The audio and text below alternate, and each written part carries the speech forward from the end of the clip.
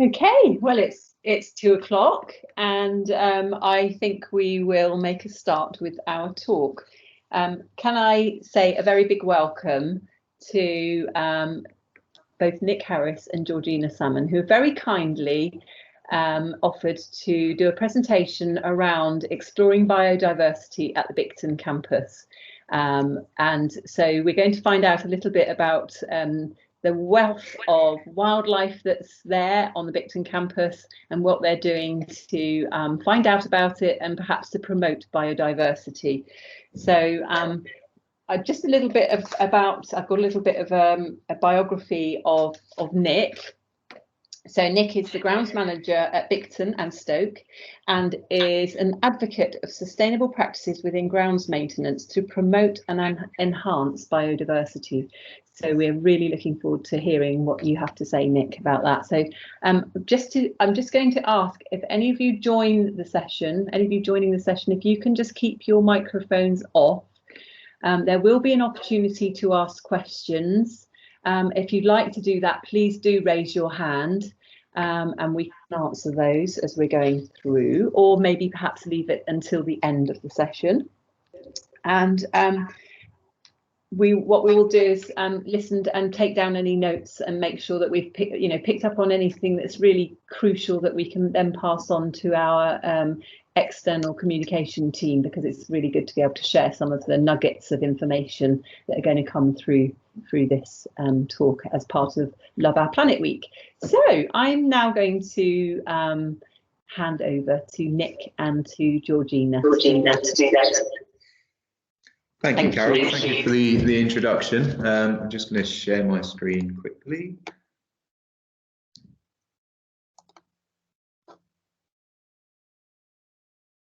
How's that? Can everybody see the presentation there? Brilliant. Yes. So thanks again, Carol, for the introduction. As Carol said, my name's Nick Harris. I'm the grounds manager for Bicton College and for Duchy Stoke. I've been with Cornwall College Group now since November 2020, so coming up on 6 months, so still very new to myself. And I'm going to be talking about the work which we've already done and that we will be doing in the short and medium term. And then my colleague here, Georgina Salmon, will be talking about a biodiversity survey and audit which she's carried out this year at Bicton, and that will form part of a much longer management plan for the whole estate. So what is biodiversity? I'm just going to spend a short time just discussing biodiversity as a general topic, and then we'll get into Bicton itself. So definition biodiversity. So term biodiversity refers to the variety of life on Earth at all levels, from genes to ecosystems. It encompasses the evolutionary, ecological and cultural process that sustain all life on Earth. There are 3 main types of biodiversity. Number 1 being genetic biodiversity, and that is the total genetic information contained in the genes of all species. That's everything within me, within yourself, within everything that you see around you. Species biodiversity, so the variety of species, and that refers to the number of individuals within a species. And ecosystem biodiversity, which is the variety of habitats. So that's, we've got our oceans, our forests, our wetlands, so on and so forth. So why is biodiversity important to us? So humans are reliant on biodiversity for our sustenance, health, well-being and general enjoyment of life. And I think that sort of general enjoyment of life is more prominent in today's current and post-COVID lockdown world. I think everybody would agree that the outside world has become significantly more important to all of us in recent months. And we rely on biodiversity to provide us with a large and varied supply of food and drink. And humanity derives much of our medicines from natural products as a direct result of biodiversity. So a lot of ingredients found in our day-to-day medicines come as a direct result of biodiversity. There are unfortunately several quite significant threats to biodiversity, and I just wanted to highlight those for everybody now. Number 1 would be habitat destruction, and it's obviously vitally important to protect and preserve habitats such as our wetlands, rivers and green spaces. That will help preserve and protect the biodiversity within them. And it's a very sad fact that habitat destruction is currently ranked as the primary source of species extinction in the world. Climate change, we're all aware of climate change, it's very prominent at the moment. Rapidly warming climates around the world, habitats once thriving are being lost. Habitat fragmentation, so once connected habitat spaces are being broken up and cut off from one another. An example in the southwest, obviously big agricultural area, the southwest. During sort of the 20th century in wartime Britain, there was a need for intensive agricultural practices, you know, the ration books. There was a much higher demand for food.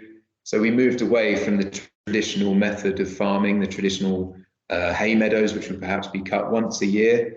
They're now cut 3 times a year, if not more. And what that does is that actually breaks up the process of biodiversity. So it doesn't give nature a chance to establish itself in those areas before it's cut.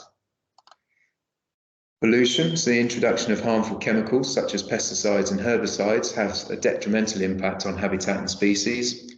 At Bicton, I am working towards a no harmful chemical policy, and we will be using only natural fertilizers and control methods. Overexploitations, as I just mentioned, the intensive agricultural practices are having a detrimental impact, and it's again a sad fact that 40% of food produced in the UK is currently going to waste each year, and that's through, you know, silly things like supermarkets that don't want to put a carrot that's a funny shape or an apple that's got a funny bob on it. You know, it's such a waste. There's absolutely nothing wrong with these products. It's just it doesn't fit the look of what the shops are going for. And invasive species. So these are species which are introduced to areas where there's no natural predators or control methods. So I'm sure anybody that's been to the Bicton campus will understand the squirrel population is very high here. The grey squirrels, that is, and they've pushed out our native red squirrels, and we don't have any natural predators for those here. There's no pine martens, so that's having an impact on the native biodiversity of the site as well. So Bicton's big fight back. These are just a few photos of what we've been doing on the site in recent months. So on the left there is my colleague preparing an area of ground for a wildflower, starting of a wildflower meadow strip. Thank you, Georgina. We're very lucky that we have a group called the Guinness Trust on site, which is a learning disabilities charity. They volunteer on site here, and they've been very kind and made us several bird boxes, which we've now put up around the site. And I'm pleased to say I have seen signs of life in most of, if not all of these boxes now. And we weren't targeting any one particular species. It was more a test to see what we could attract and what was actually around. And then we can build upon that from there. And then there is an owl box there. We started to put up some owl boxes as well around the site. So we do have a mission statement for biodiversity at Bicton here, and also at Stoke as well for myself, and that is, through education, we aim to create and nurture habitat spaces for native wildlife species to be safe and secure for future generations to enjoy. And I'll just pause for a minute there, because that future generations is very important. So as a groundsman, as a person that looks after these amazing sites, it's very important to understand that the site was here a long time before me, and the site will be here a long time after me and my team. And we have a duty as custodians of these sites to make sure that they are preserved, improved, and protected for the next me and even beyond them to enjoy. So just to carry on there, to develop and implant a wider understanding of the importance of ecosystem services, and to foster a culture of stewardship for all site users, in which people feel inspired to conserve the natural world around us, not just at Bicton, but within our own homes as well. So the challenges which we've highlighted that we're facing at Bicton at the moment. So despite the efforts of teams past and present, it's been recognised that biodiversity within the Bicton estate has been in decline over the years. This has been noticed by the following: a lack of woodland management across the wider estate. So the Arboretum, for instance, was left for quite some time. There was brambles 30 foot high up into the trees. There's invasive species. We've got Japanese knotweed in there, Himalayan balsam, just to name 2. And we're starting to now put into practice, a program for potentially the next 10 years, working with myself, working alongside our arboricultural and countryside students, in allowing them the chance to create woodland management projects and work with us as a team to improve and restore biodiversity in these areas. A decline in flora around the site. Again, we're a very grassy site here. There's really not much in the way of wildflower meadows or more floral areas. So that's something we're working pretty rapidly and quite hard to establish and correct. A visible decline in native fauna on the estate. So from speaking to people that have been here for perhaps 20, 30 years, if not more, they will tell me that when they first started coming to Bicton, they'd see a barn owl on a regular basis, they'd see herds of deer, small birds, mice, etc. And we just don't see that here at the moment. And there's been no succession planting in the parklands for when we inevitably lose the current trees. So a lot of the trees at Bicton were planted around the mid-1700s. There's only about half a dozen species of tree, which means inevitably, if not in my time here or even my successor's time here, we are going to lose those trees all around the same time, and there won't be anything left. And these trees are currently harbouring a wealth of biodiversity. So, I know HS2 at the minute is talking about when they're cutting down ancient woodlands, but it's okay because we're planting millions of trees. It's not the same. These ancient trees have deadwood in them, which are housing beetles. They have ivy in them, which are housing small birds. There's so much biodiversity within these ancient trees that you just don't get from newly planted trees. It takes years to establish that. And as Georgina says as well, I know she's going to talk more about bats in her presentation too. And again, we're seeing a lack in those as well. So some of the solutions we've highlighted, I've just talked about most of them there. We can see a picture there from the Arboretum. This is my stage 1 plan for new wildflower areas. So we've got phase 1, which is now completed. All phase 1 areas have been sown. Unfortunately, it's always my luck that whenever I sow seed, the rain stops. We've not had rain since, and we're not forecast rain for a few weeks now. So it's important that we keep on top of the watering of those areas. You can see there the bird boxes as well. So as a team, I'm trying to form new partnerships with estates around us. So I've been working hard in recent months to forge and nurture strong relationships with neighbouring estates. Our biggest ones being Clinton Devon Estates, which I'm sure everybody is aware is one of the largest landowners in Devon here, thousands of acres of land on their site, and Bicton Park Botanical Gardens, which is right next door to us. These are closest allies in the fight against decline of biodiversity at Bicton and also the surrounding areas.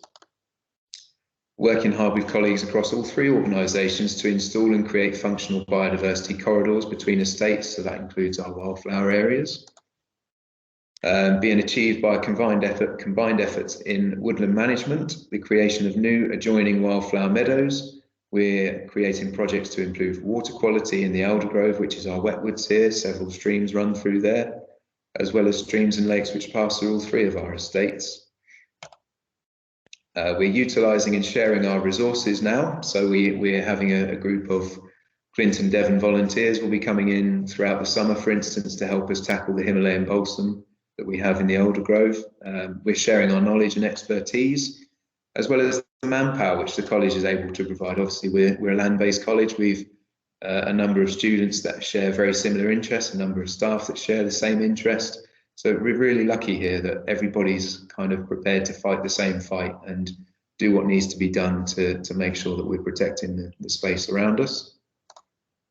And of course, the amazing work that Georgina and her peers are carrying out at Bicton this year will also go a long way to help us achieve our goals. So as I say, I'm working on a longer term management plan for the wider estate and parkland, and the fantastic biodiversity audit that Georgina is going to talk about shortly will be written into that plan and will be there for future generations to follow as well. So flora and fauna at Bicton. So we're removing once scrubby, grassed and weedy areas, which are also very dark, very uninhabitable spaces, not very inviting. We've removed these areas, starting to remove these areas to create new and vibrant planted areas that will hopefully encourage bees, butterflies, mice, many more small animals. This in turn will attract both small birds and larger birds of prey. It will benefit our orchards on site, with several orchards here, through pollination, and it will create a more aesthetically pleasing landscape for users of the site to enjoy, because that's just as important as well. And these areas will ultimately, as I say, be joined up to neighbouring estate land and their wildflower areas to contribute to the biodiversity corridors that we're aiming to achieve. And as I say, bird and owl boxes have also been built by the on-site Guinness Trust charity and our on-site carpentry teams, and these have, I'm pleased to say, been installed and are showing signs of use. We're also looking at, in conjunction with Bicton Farm, the possibility of replacing a lot of our fence lines in the park with hedgerows, and also around some of our field and parkland boundaries. So hedgerows obviously being far more beneficial for biodiversity than fences, creating that nesting space for birds, creating a habitat space for small mammals, so on and so forth. So sustainable practices. So as Carol mentioned, I'm a firm believer and an advocate of sustainable practice within the grounds care industry. I'm pleased to say that the grounds care industry as a whole has actually come on leaps and bounds in recent years. So I've been working in the grounds care industry since 2008. At the time, everything was petrol, chemicals, you know, all very draconian methods, which I'm really pleased to say, as an industry, it's coming on leaps and bounds at our sustainable approach. So what are we doing at Bicton and at Stoke? So I'm currently working on proposals for a phased replacement of most of our petrol-powered machinery for battery-powered equipment. It's important to note, whereas we have come on leaps and bounds, battery-powered equipment has come on worlds from where it was a few years ago. There are still some particular tasks which will always require that slightly more horsepower, as it were, from a petrol-powered machinery, but I'm aiming for a 90% battery-powered fleet, as it were, and that benefits not only in the environment but the user as well. You know, bonfires carried out by the grounds team are being kept to a bare minimum. I don't believe in burning unless absolutely necessary, and by absolutely necessary I mean invasive species such as the Japanese knotweed, which we have on site here. The remainder of our grounds waste is either composted, put through a shredder, which is then ultimately composted, chipped to be used as wood chip mulch, or it will be composted again, and then all of that can be used as mulch around the estate. So I'm also bringing in alternative methods to traditional chemicals and fertilizers, so such as 100% natural fertilizers for grassed areas, and one product in particular I'm a big fan of is a granulated fertilizer called Sustain, which is produced in the US. It's composed of 100% turkey litter and plant nutrients. There's no nasty chemicals. There's a very minimal salt content, which you tend to get in the more traditional fertilizers. And also to control weeds, we're utilizing a lot more mulching and weed suppressant matting as an alternative to glyphosate products in the longer term. So just to summarise what I've just discussed, we're introducing new habitat spaces across our parkland and the wider estate by clearing and reinstating scrubland, once before uninhabitable or undesirable to our wildlife. We're creating or have created housing for nesting birds, and we will continue to create such housing. Woodland management is being reined in and put into a phased plan to ensure the security of our arboretum and wooded areas as habitat spaces, as well as enjoyment for users of the site.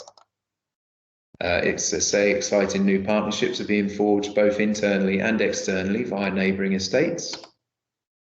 Long-term habitat and estate management plans being continually forged and added to for generations to come, much beyond my time here and other users here. Grounds management practices are forever improving and continually evolving to be far more ecologically friendly by reduction of chemicals, reduction of bonfires, recycling more green waste, and by removing our fuel-powered machinery.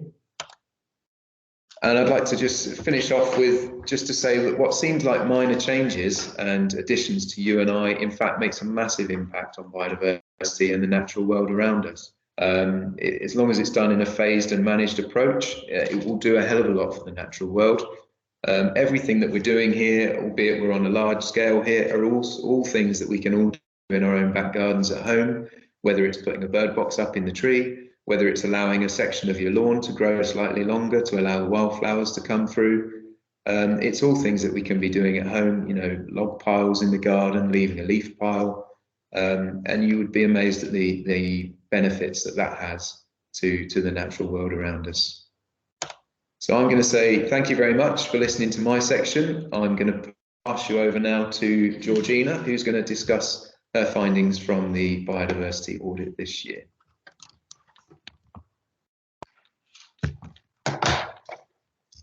Thank you, Nick. It's very kind of you. Hi there, everybody. My name is Georgina Salmon. I'm on the second year of a conservation and countryside management course, foundation degree. And my brief was to develop a long-term biodiversity action plan. By long-term, a bit like Nick was saying, it's going to be around far longer than you and I. So I was looking at between 5 and 100 years. This was called Habitat Recreation in Ecosystem Renewal. There you can see the parkland coming up to the estate, and it's absolutely beautiful. But we would like to change that to more native species maybe, and have some wildflower strips. Imagine that as you drive up, that would be fantastic. The action plan included a desktop study, which is as a site, you know, the site as a whole, to ascertain the current and possible future biodiversity of the habitats at Bicton. Baseline surveys of the site were taken, fauna and flora.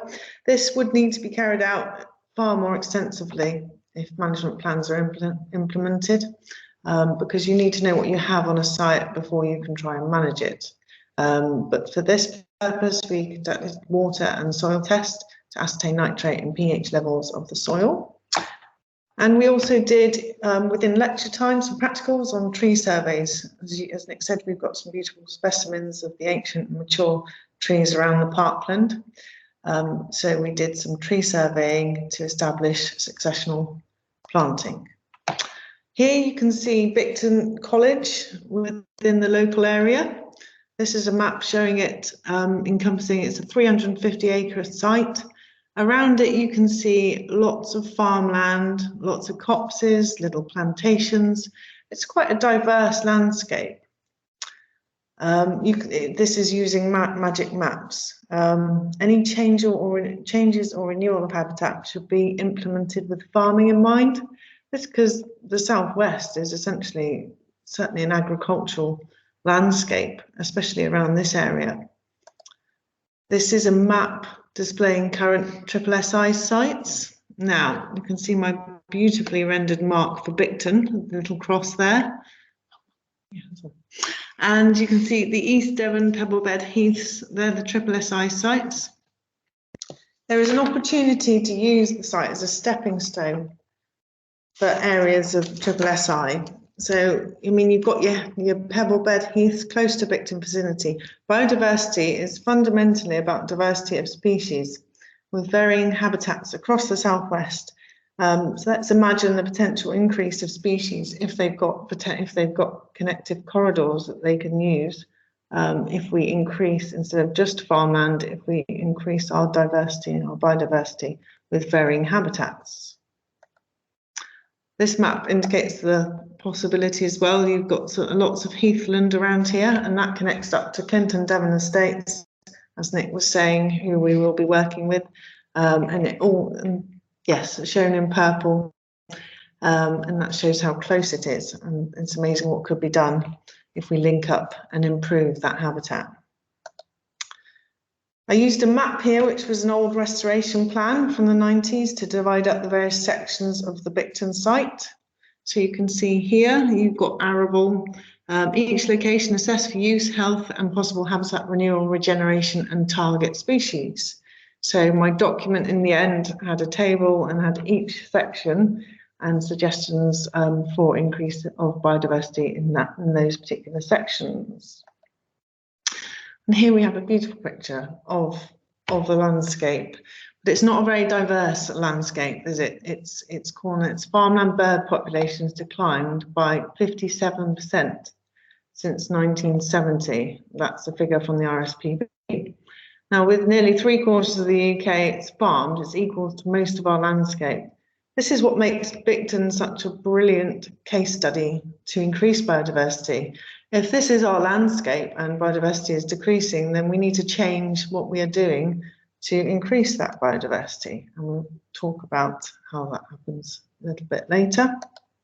Some of the species on site, we can hear him all the time, him or her, sorry. Got a lovely green woodpecker here, a lesser spotted woodpecker, and this is a priority species. It's on our priority list, and they need an awful lot of mature trees, and they feed on the canopy.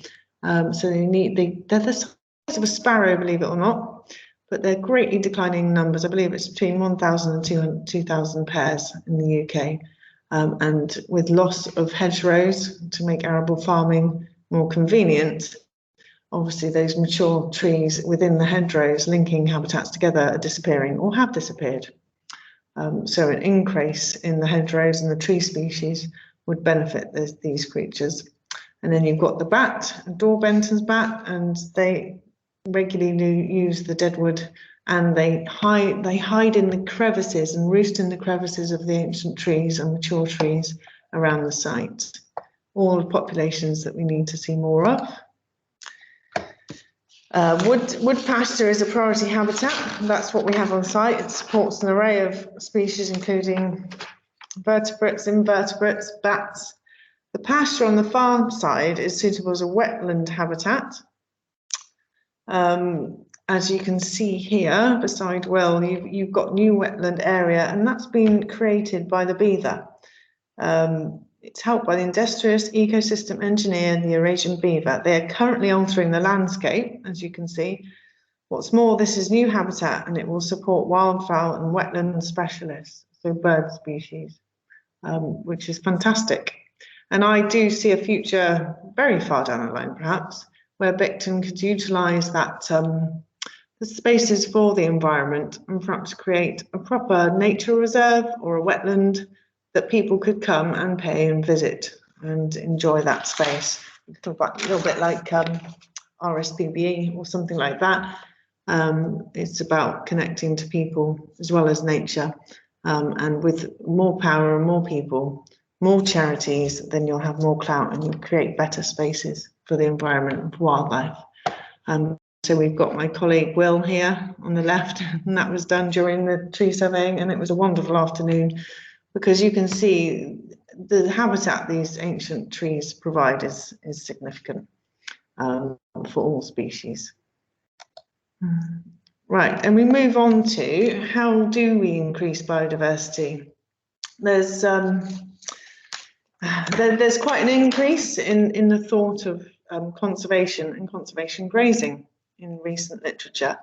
If you bring in the herbivores, then you're going to get better species mix. You're going to get the soil's going to improve. On Bicton currently, we've got some lambs here and there, as you can see in the middle slide, very lovely.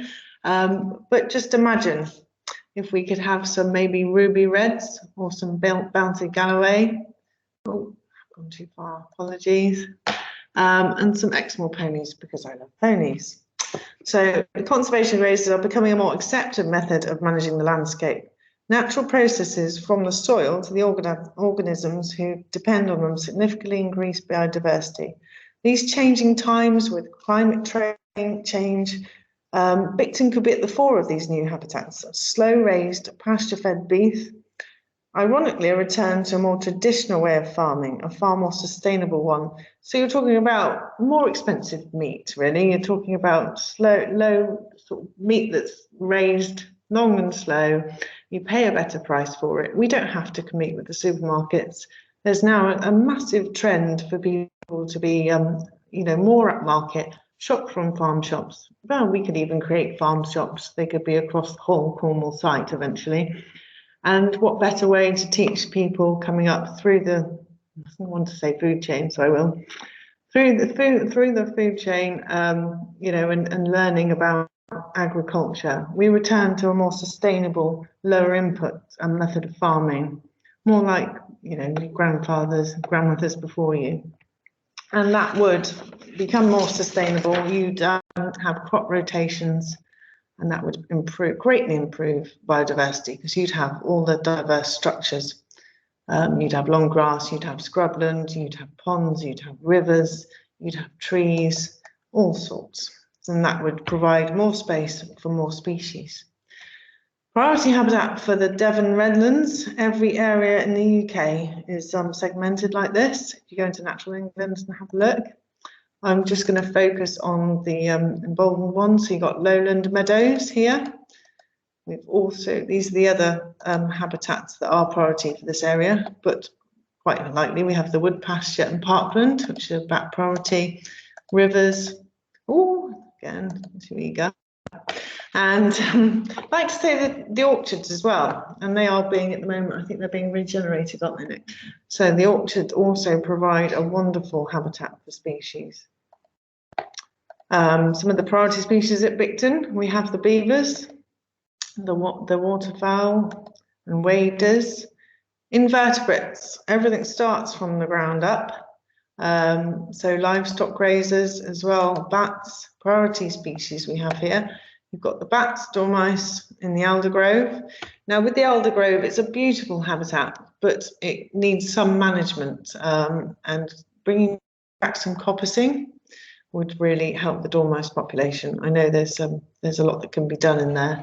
And removing silt, there's an awful lot of work for the aldergrove, but the potential for it as a site is wonderful. Birds of prey, owls, invasive species.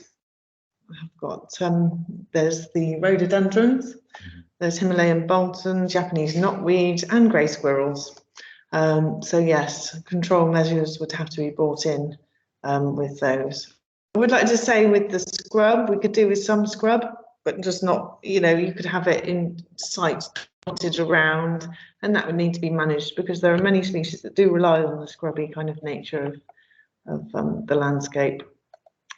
Native mammals, foxes, badgers and otters, all of which are within the vicinity. And your priority moth and butterfly species. Now with the aldergrove again, if you created grassy rides within the habitat, it would certainly encourage these species more so. Here we've got some grazing pasture on the left at the top. If that currently is looking quite tired, it's used for the dairy herd. It's looking quite poached. It could be returned to wood pasture, either by, if you left it, it could regenerate naturally, or we could plant some trees in line with the successional need for planting. There's the brilliant source of deadwood there in the middle, excellent source of deadwood and nesting habitat for woodpeckers and bats. And on the bottom, you've got oh no, that's not that one. Sorry. On the bottom, you've got the wood pasture. And this is incredible, and it is a priority habitat. You've got so many ancient trees here that support massive of species. The beetles, if done correctly and mapped correctly, the surveying that could be done on site would be incredible what it could produce.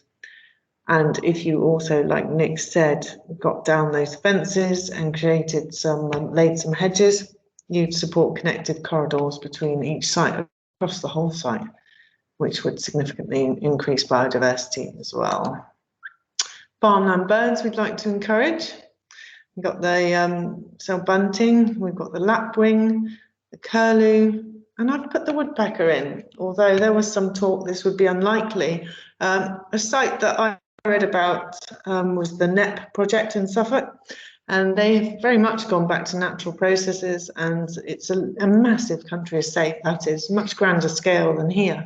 3,500 acres, I believe, but they've left a lot of scrub and let it just naturally regenerate, and their cuckoo population has just gone, it's bigger than the rest of the UK in just 10 years. So it's looking around at sister sites and seeing not just what we previously thought, but what the reality could be. If you allow things a little bit of time, there's obviously needs to be management because people are involved, and we are within we are in a farming landscape.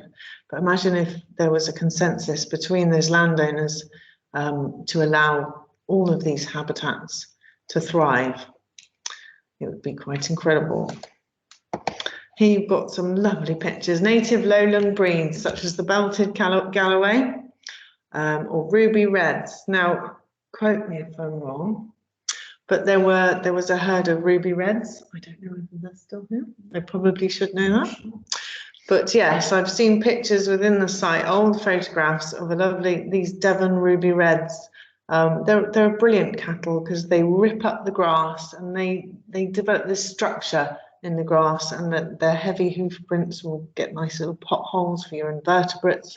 They're quite happy eating some scrub, and that would increase biodiversity. This idea of mixed farming, so you've got your crops, you've got fallow ground, you have your sheep, you have your native breeds, and you are proud of these breeds and you promote them.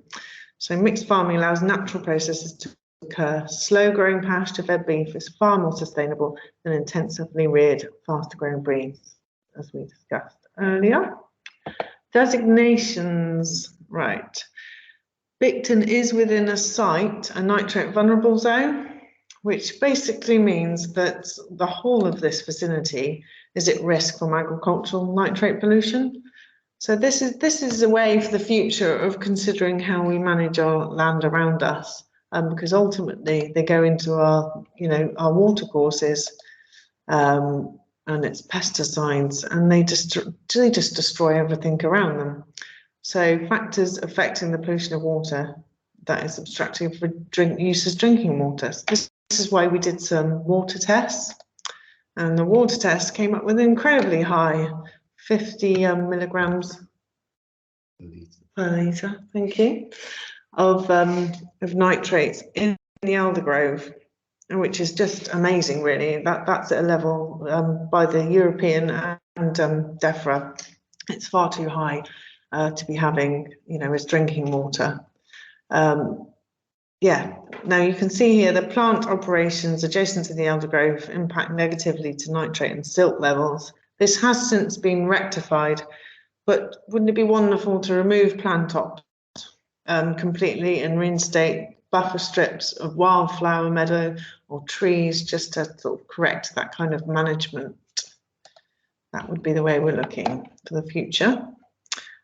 Soil testing, my lovely colleague Michaela Watkins decided to do some soil test. She also partook in this and did her individual plan. So I've borrowed her test results here, and she tested all around the site, and she found, sorry, bear with me, soil tests revealed slightly alkali soil at 8.5, 7 is neutral. So that suggests the soil structure is poor, with poor filtration containing sodium, calcium and magnesium, less soluble than acidic or neutral soil, and availability of nutrients is often limited. So we need to look at our soils, and as I said, biodiversity does begin, and the food chain begins from those organisms in the soil. So if we correct that and get that back to a better state, then we will have a richer source of biodiversity. This is the current diversity in the Aldergrove. We've got a beautiful scarlet elf cup here, dandelion with a lovely bee, a butterbur, and tadpoles. You might not think that's particularly exciting, but there's huge room for improvement, and I think we could see the dormouse would be the main thing for the Aldergrove. As a site, the Aldergrove supports fungi and wet car species of flora, with potential to support greater species, particularly the butterfly and moth species. That's when I was talking about the grassy rides. So if we clear some of those ditches a little bit and then clear some of the spaces in between the Aldergrove, it will go a huge way providing the habitat for these species. Thought needs to be given to future uses. Coppicing hazel on the rotation will increase habitat for dormice, which are priority species, and improving water quality on the woodland fall, improving water quality. Clearing invasive species and allowing more light to penetrate the woodland floor will significantly benefit invertebrates. It's very suitable for fungi because it's the wet habitat. So a walk around revealed these species. The butterbur being is the part of the Asteraceae family of daisies. And interestingly, in times gone by, people would use the huge leaves to wrap around butter to preserve the blocks. And that's a little tidbit from my other colleague at college, Jason Potts. He's quite incredible to talk to him about these various species. And they're found in wet woodland, ditches and streams.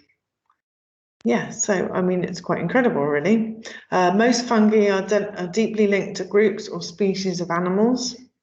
Over 200 species of moths, beetles and flies breed in the large fruiting bodies and found nowhere else. That's quite incredible. So yeah, some of the uses for these things here, these organisms. In summary, the diversity potential for the site is comprehensive, yet there's much work to be done. And as Nick said, it should be completed in a phased and managed approach to bring it back to nature. Devon is primarily a farming landscape. Any changes to policies and management should be the issue of connecting networks and corridors positively increases biodiversity, as well as tackling mental health and well-being, climate change and soil degradation. I have thought that there's an interest in botanical plants may bring opportunities with sister agencies or educators such as the Eden Project. Their research into climate change and related work in future farming and crops may be instrumental in combating the climate crisis. If we work collaboratively with others, it could be a positive outcome for the college and another way to foster new positive and influential relationships in the name of progress. And personally, I think the wetland would be incredible. There is an active dairy herd, which is lovely, but if we could obviously create a more diverse landscape, wetland creation would be seated in nature reserve status with possible collaboration with RSPB. This would be best supported on current land for dairy cattle, so would need to be mitigated. But any kind of conservation needs to be mitigated. There just has to be found a way forward. This additional level of partnership may increase funds and find a more sustainable and profitable use of the landscape, providing ecosystem services across the board.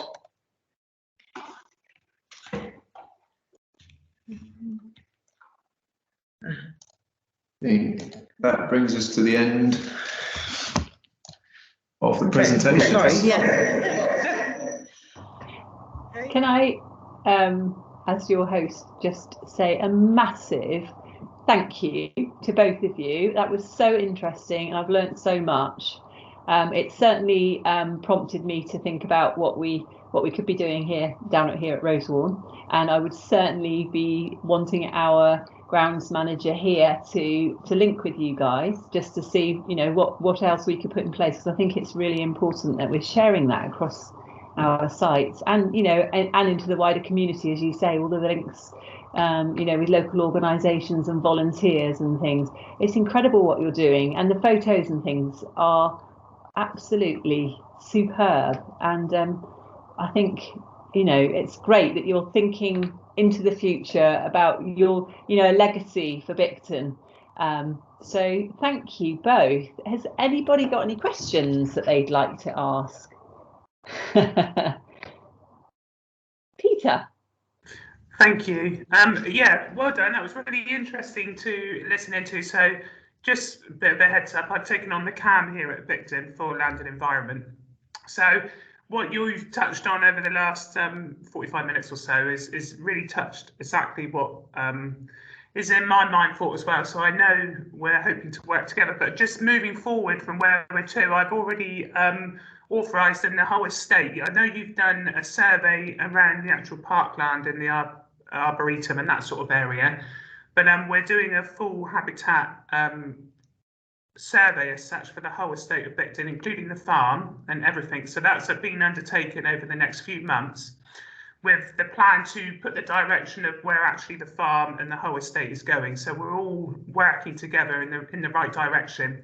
The tricky thing's going to be is we're an education centre, so we need to be able to accommodate livestock and different farming methods to be able to teach that. But that doesn't mean that we can't incorporate the environment, because if you don't look after the environment, it's really difficult for the farming method. So this is a whole thing. We've got to look to see what direction the whole farm and the way that we've been teaching, and we're certainly making a good start with that. And what presentations that you've just presented as well certainly backs all that up. So it wasn't really a question. It's just to say that we're definitely moving forward as a whole estate to definitely work with everybody to get this going in the right direction. Thanks, Peter, and that's a breath of fresh air. So I look forward to meeting with you now you're here, and we've got a great team with Dan and Katie at Countryside and Kevin and Sid in agriculture. So no, I'm really looking forward to what the next sort of months and years has to come. Definitely. I have managed our dairy farm for quite a few years, several years ago. But so yeah, the two can work together quite nicely, because we've certainly done it on our farm, which is in the AONB, Area of Outstanding Natural Beauty, and it works really well. So no, I look forward to working with everybody to move it forward, definitely. So well done. Right. Thanks, Peter. Running quite short of time, because I think we're supposed to finish around about now. But does anybody have any burning questions that they'd like to ask Nick and Georgina? No. I've just got one, and that's how do we foster those kind of conservation beliefs for our young people? You know, obviously schools. How are we engaging schools to kind of learn about what you're doing at Bicton, and how can we get young people interested as future students for conservation? Because I believe that there's something like likely to be a 12% increase in jobs in that area as we approach 2024. So there's lots of opportunities for, you know, getting involved with sustainability and conservation. Yeah, I mean, I think for me, it's education is obviously the big thing. So it's just teaching the students about the world around them, and it's important to note that it's a bit cliche, isn't it? But my door's always open, and my email address obviously is widely out there. I'm more than happy to speak to students, staff from any campus. I'm happy to share that and share what we're doing here, and hopefully inspire people to do it across the other campuses as well. I agree with Nick. It's about education. I think it starts from a much younger age, in honesty. I think it starts from primary level. It starts from forest school. It starts from going to the supermarket and choosing to not buy that beef and buy something more sustainable. So it's changing attitudes from the very beginning, and then employing someone like me to change it afterwards. Can I just say again a really big thank you. It's been incredibly informative. I've learnt loads this afternoon, and I think this session has been recorded. I don't know whether Colin is still with us. Yes, I think he is, and I know it's going to be available probably via Planet eStream. So I think one thing I will do is make sure that staff and students are aware of that, so that they can hear what you're doing. And I'm certainly going to be linking with you through our estates team here and through our grounds manager to do what we can at Rosenrun. I know we're doing loads of things already actually with the team here, so but I just think we need to kind of link across the sites. And of course we're the furthest west, you're the furthest east. There's 125 miles apart between us, but there's lots of work that we could be collaborating on. So thank you. Thank you. Thank you. Thanks for your time, everyone. Thank you, everyone.